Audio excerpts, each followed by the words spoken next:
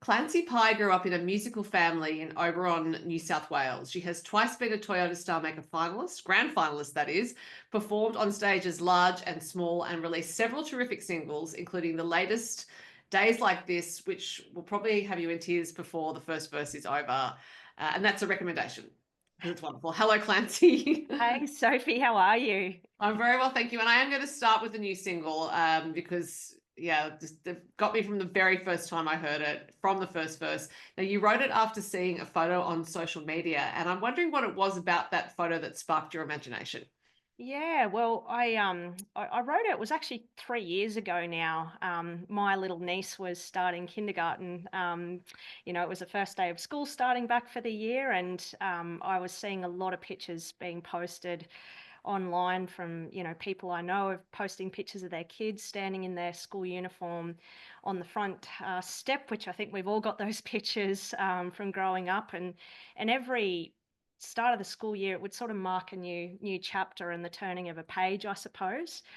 And it was so nice seeing all those beautiful faces, and kids really happy and their families really happy going off to school. And as I scrolled through, I came across a picture that really stopped me in my tracks. So it was actually of a family that I know of, quite young children, like primary school aged and younger, who had pretty recently lost their dad. And it just really, as I said, stopped me in my tracks. And I couldn't help but think, but behind their smiling faces, that day must be so tinged with sadness, for them and their mum, especially when I remember seeing, only a year or two earlier, that same picture and their dad was in the frame. And I went from feeling, excitement and joy on that day to just, I couldn't get out of my head how a day like that, must feel like then for that family. And then I started to like notice pictures of other families that have gone through sort of similar tragedies, and it just really struck me that on those days that we always associate with being, just full of pure joy and happiness and excitement, that can actually be some of the hardest days for some people to get through. And starting school is just one example. I think my mind then led me to every other milestone and special day in those kids' lives, their birthdays, Christmases, graduations, down the track, their wedding days, when they're the days that all you want in your life is the people that you love most to be there to celebrate those occasions with you. And just to know that, every year when they stand on the school step and that picture's taken, it's just another milestone that their dad was going to be missing out on. And knowing the family as well, I think it just, yeah, I could just, empathy is such a big word, but I did want to just try and in some ways put myself in their shoes and their mum's shoes and just think that, when they go off to school, I'm sure it's hard for her to actually focus on the happy side of a day like that, because I'm sure it's incredibly difficult, and it's only one day. Mm. That's yeah, that is such a special one that has that sort of tinge of sadness to it. So yeah, I think it was an example of a song where I just felt really compelled to sit down and write it.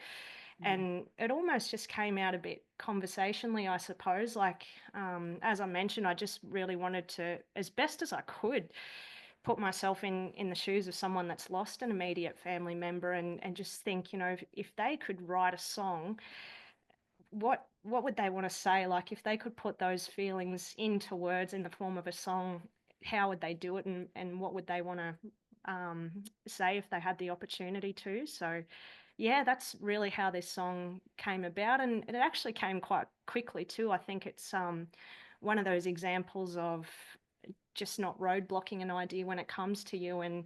Um and yeah, as I said, it almost came out like a conversation to that I was able to put into a melody. And I think sometimes when you have a bit of a reaction to a song, and you can think about how other people might resonate with it, it just, yeah, it made me put it in a pile and think that I might want to record that one and try and release it one day. Right. Because all what you're describing that you picked up on, starting to think about first days at school and all these other life events that these people would be without their father or whoever the loved one was, that's a big scope of life. And then to have the skill to be able to taper it, I guess, and to edit it into a song. And as you said, it came out quite quickly. And it sounds like you've written enough songs now, and you have written a lot of songs that you can trust your instincts as a songwriter. But I'm still wondering if there's a conscious process where you think, okay, I have to try to contain this within these verses. How am I going to do it? Like, what do I select to talk about here? So, did it take a bit of Yeah. to and fro within yourself? And actually, when did you land on the title of the song? Yeah, the titles actually was probably one of the things that came first. You know, when I saw that picture, I was almost like, gosh, it's days like that that I'd imagine are just so hard. And so and you know, even just thinking about days, you know, every day is a normal day, but I think we all know there's some that are just a bit more special than others. Like I mentioned, yep, you know, starting school's a big one, graduation, birthdays, they're all kind of big events in our life.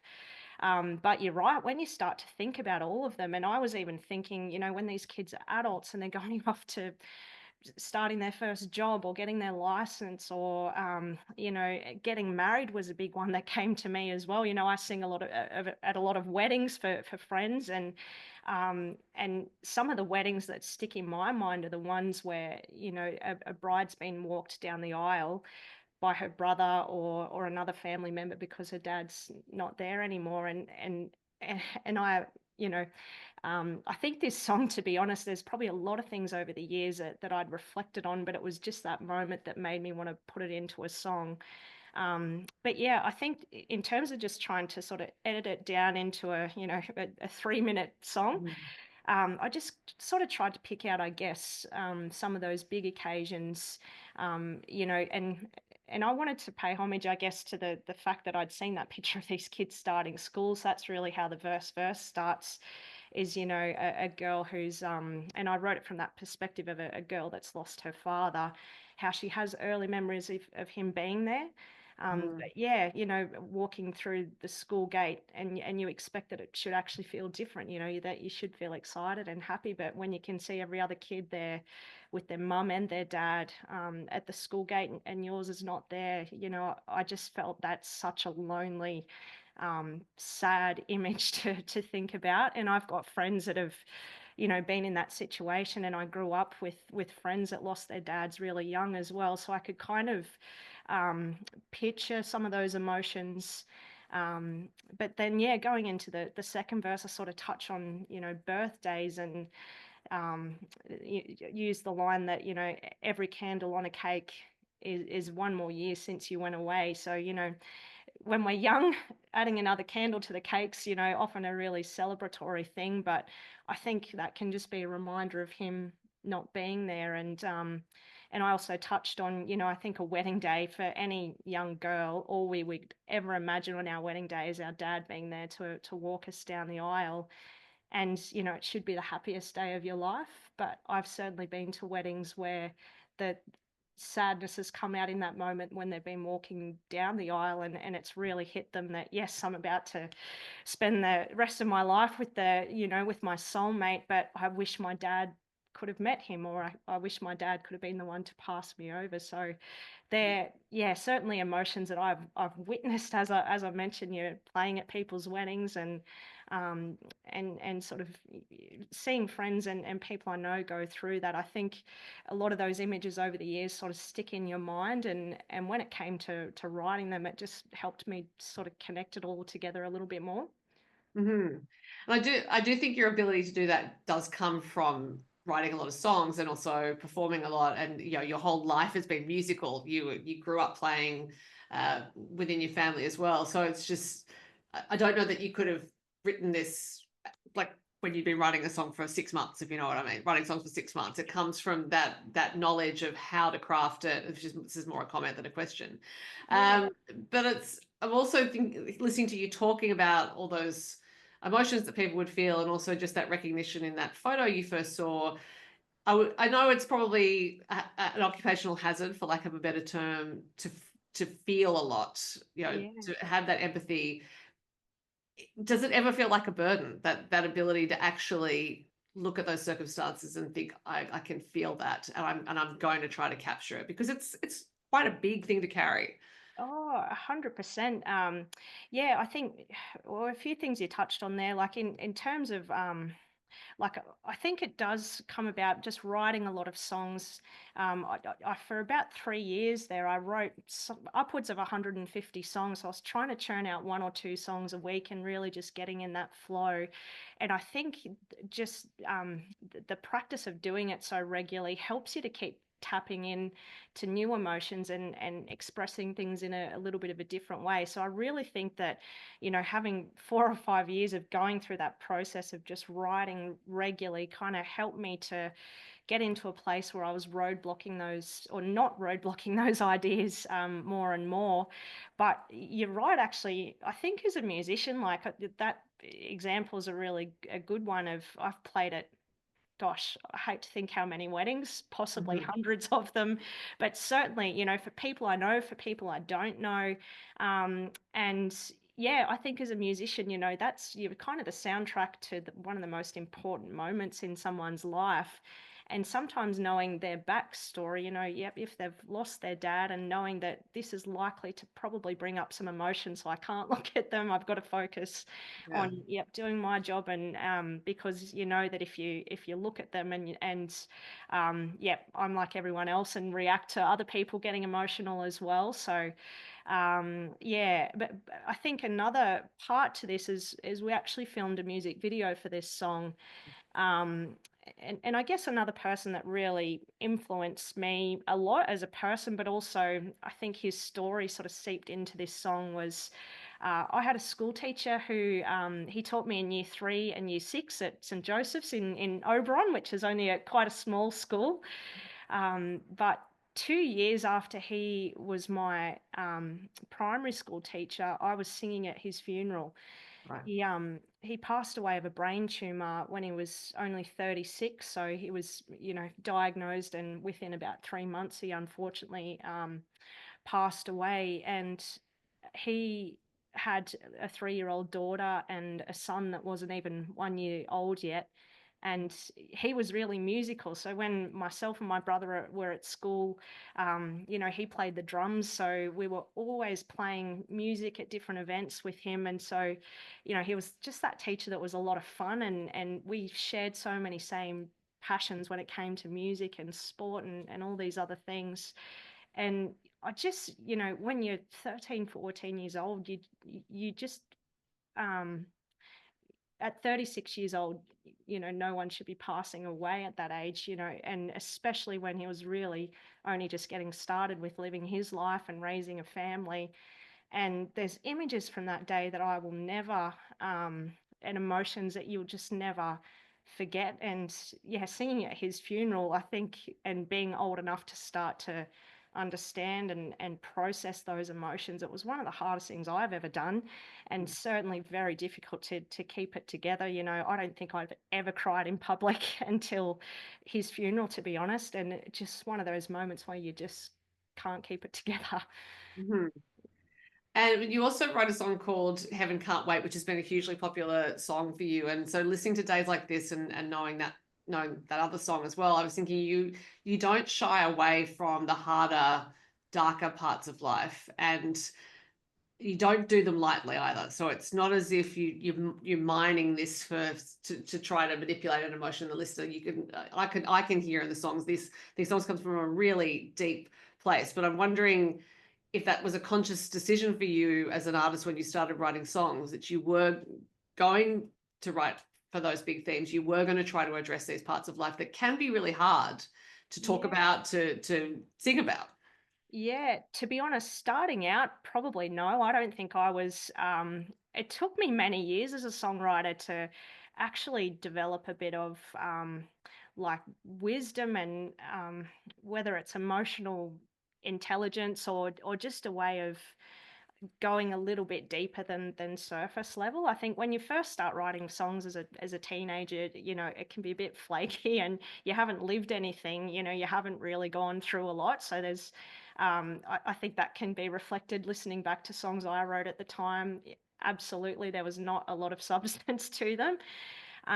I think it's a combination of writing a lot, but also going through life and experiencing really difficult things, but also um, seeing people that you love, you know, your friends. And I grew up in a really small town too, so it was a really tight knit community. And yeah, I remember people that we lost growing up, and it just the whole town would turn up at the funeral, and it really, as sad as those memories were, you know, it did really bring people together. And yeah, I think a lot of those emotions that you felt at the time or that you see people going through, they seep in, and you know, they kind of stay in the memory bank. And I think the more that I've been writing, especially, you know, probably the last 5 to 10 years, I'm just finding a way of being able to better articulate, yeah, I guess those ideas on a bit more of an emotional level. But I also, you know, I'm grew up on country music, so I love drinking songs, I love party songs, I love like um I don't think the measure of a good song is always, you know, it being deep and meaningful and full of deep emotion. But in saying that, you know, some of my favorite songs are still, if I hear the opening guitar riff or the opening lyric, it's still, you know, it still hits me like the first time I heard it. I think we all have those songs that no matter how old you get or what you go through, it just, you can be anywhere, driving in your car or in a crowd of people and you hear it. And yep, it's just kind of hits you in a way like something else doesn't. And you do have a drinking song. It's a good one. Drink about. So in case is trying to track down your drinking song. But I also want to mention, I'm going to bring in the other work you do, which is a physiotherapist, because that is work where some people might think, oh, you go to the physio if you've pulled your neck. Yes, you can, but physios also work with people who have been in car accidents and who have had strokes and who have, you know, they have to rehabilitate essentially, and that is also work that is quite emotional. So I'm wondering if you do anything in particular to ground yourself really when you're dealing with all these emotions, whether it's in that work or as a musician, whether there's just there are things you've developed that can help you get some equilibrium. Oh, totally. It's they're quite, you know, on the surface opposite careers, music and physiotherapy. And I'm lucky, you know, I work part-time as a physio, and I work in a hospital, which I have done for 10 years now. And like you mentioned, in all settings, from the intensive care unit to rehabilitation wards to out into the community. And seeing people go through, you know, some of the most horrible things, you know, tragic accidents that have been completely life-changing for them, or, you know, receiving diagnoses at times in their life that you just wouldn't expect those things to happen, and lives to be cut a lot shorter than they should have been. But you know, I think there's been so many emotions that you kind of experience as a therapist, because you're not just seeing the patient, you're dealing with their families and you know, other staff involved with supporting them as well. And you really see them, you know, at some of the worst times in their life. But you know, it's also really gratifying when you're able to help someone who's you know, recovering from something really difficult, and to sort of get them to a point where, yep, they've got their independence back or they've regained function. Yeah, you know, working with a lot of stroke patients over the years, of as some of as a therapist and just as a person, some of my greatest achievements is, you know, helping someone that had no mobility to be able to get back to walking and returning home, and to see them out in the community. And you know, that's really gratifying for me. But oh, absolutely, my office actually sits in the middle of a ward with a lot of, you know, oncology patients. So a lot of people are there sort of end of life, and I can walk into my office in the morning and see family members, you know, upset out the front of someone's room, and know that that person's probably close or at the end of their life. And half an hour later, I can walk into the corridor, and someone's walking out the door with a capsule with a newborn baby in it. And you just think, in one day, you know, in half an hour, you can walk past people going through really opposite experiences. And I think it's probably just, you know, personally uh, exposed me to a lot more life experiences that people go through and emotions that are associated with that. And I think in a lot of ways, it's probably helped me as a songwriter, to be honest, because yeah, it probably puts me in a bit of a unique position where, yes, we all go through terrible things and we have, family tragedies and difficult life circumstances. But yeah, for I think anyone that works in a health setting, you're almost sort of seeing that on a daily basis in a lot of cases. So yeah, I think it has certainly helped me gain exposure to a lot more depth of emotion. And yeah, a lot of songs I've written have come about through being inspired by what some patients of mine have gone through, and just conversations that you have with them as well. I think a lot of wisdom has been passed on to me by the people that I've treated and met over the years and their families. And I love having those conversations with people too. I think while we're there to focus on their recovery, it's often just those side conversations that are positive distractions for them as well, that I think leave a mark on them, but probably more myself as well.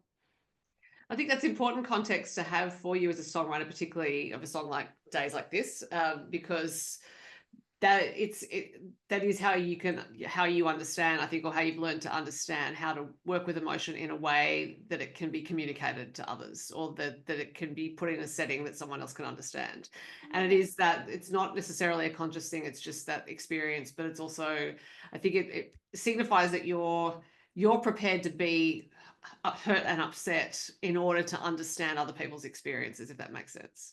Yeah, I think so. And I think, anyone, but especially, a patient or a family, always kind of trust you a little bit more or relate to you a bit more when you can just listen to them and understand that, yes, they're going through a difficult time. And, I often have people feeling quite apologetic when, they're feeling quite emotional, but, I never I don't think that's something that people need to be apologetic for. I think if you put yourself in the shoes that they were going through, you could imagine how you would react as well, or be feeling. So yeah, I always, think of it as a family member of my own, and how would I want them to be treated and listened to. And yeah, I think it certainly has put me in a bit of a unique position, and yeah, helped me to kind of mold the two careers that seem like they're on opposite ends of the spectrum.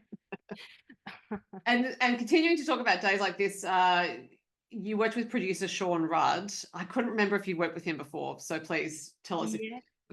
Yeah, Sean, as a really long-term friend of myself and my older brother Mickey as well.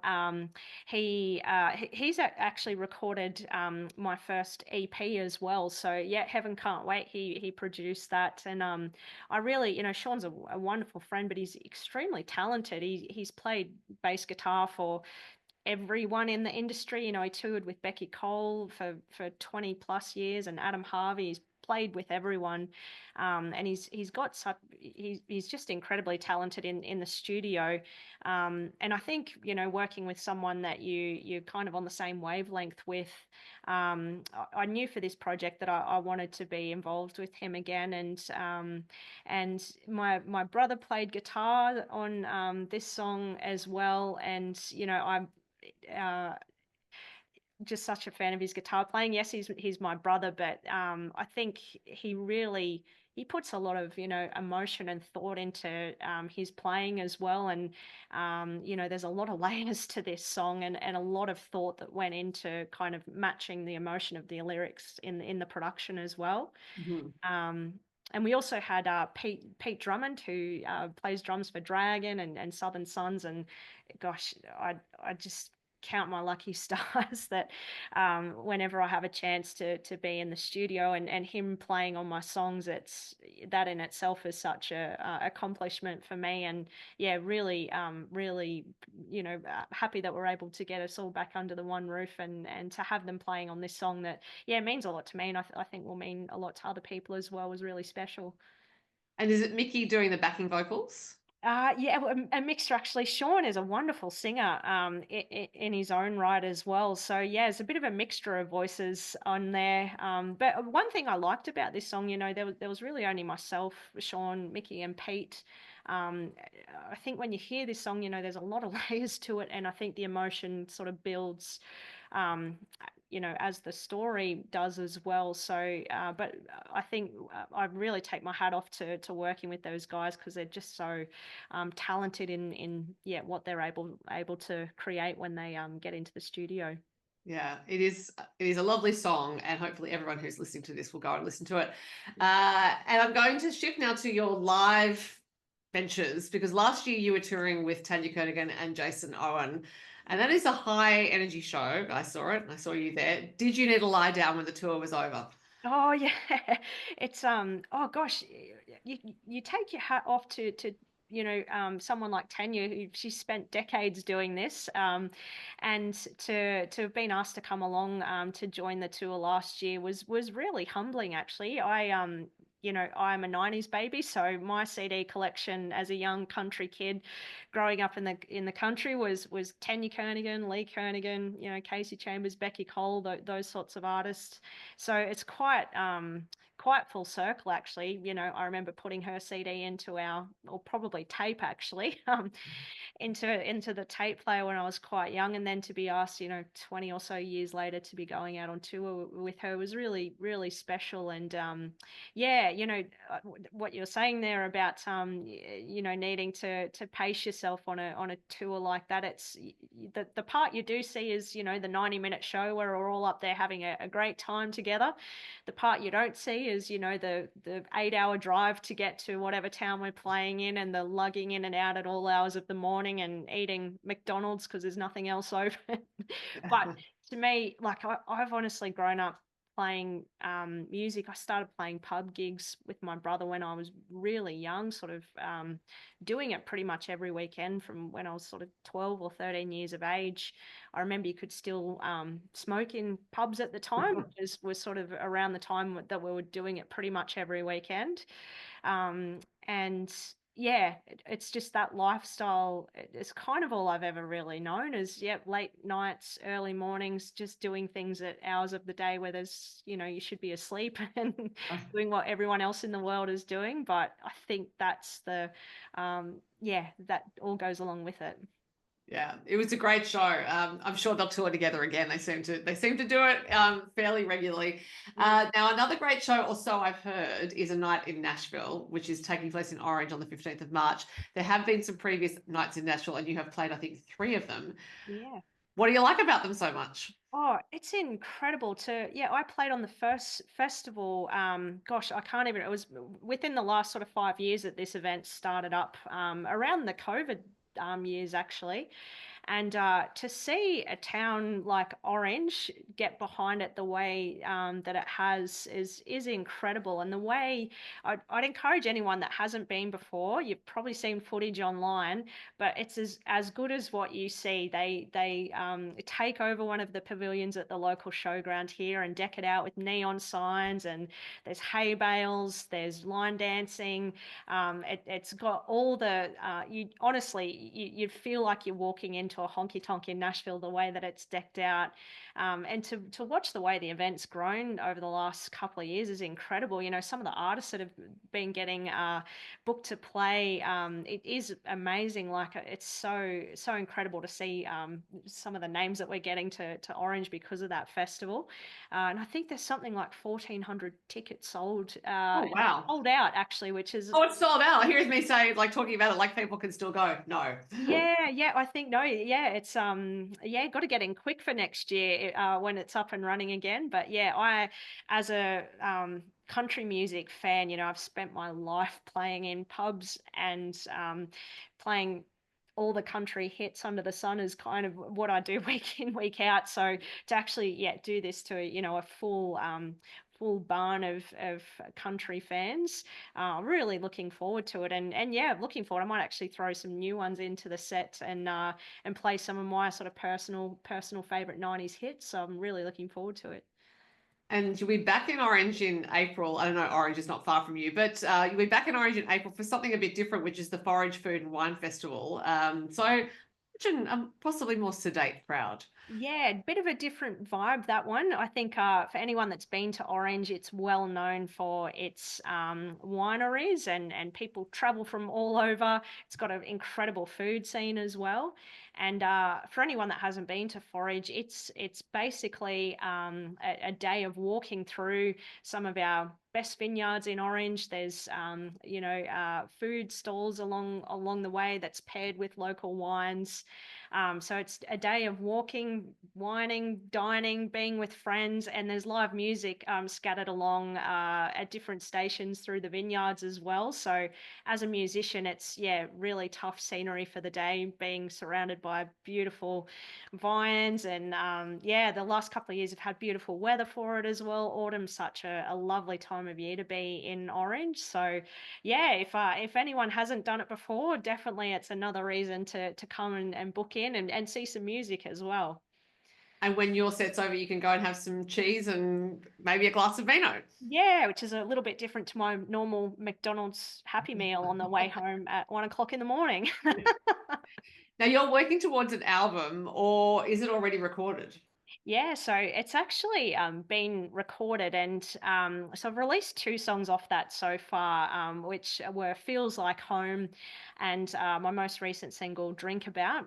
So this will be the third single off that album, and I'm looking forward this year to getting a couple more singles out before releasing the full album early next year.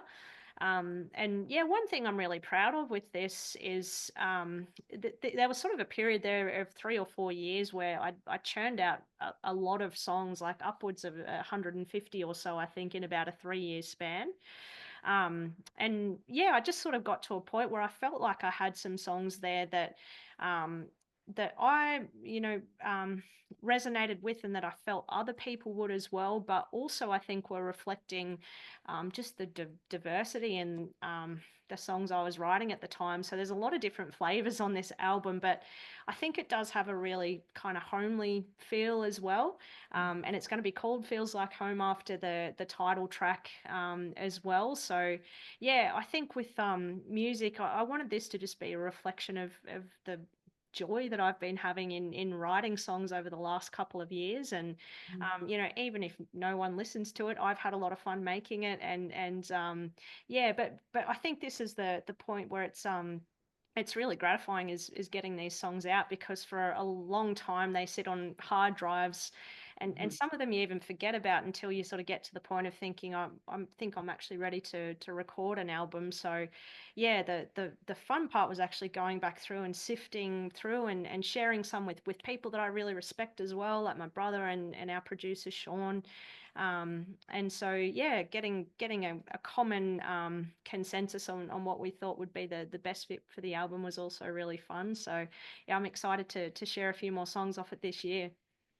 Well, all three of the songs you've mentioned are fantastic. All killer, no filler, as the saying goes. So I'm also looking forward to hearing those new songs, and hopefully I'll get to talk to you about them at the time. I will leave it here for now. Clancy Pye, thank you for talking to me. Thank you so much for having me on.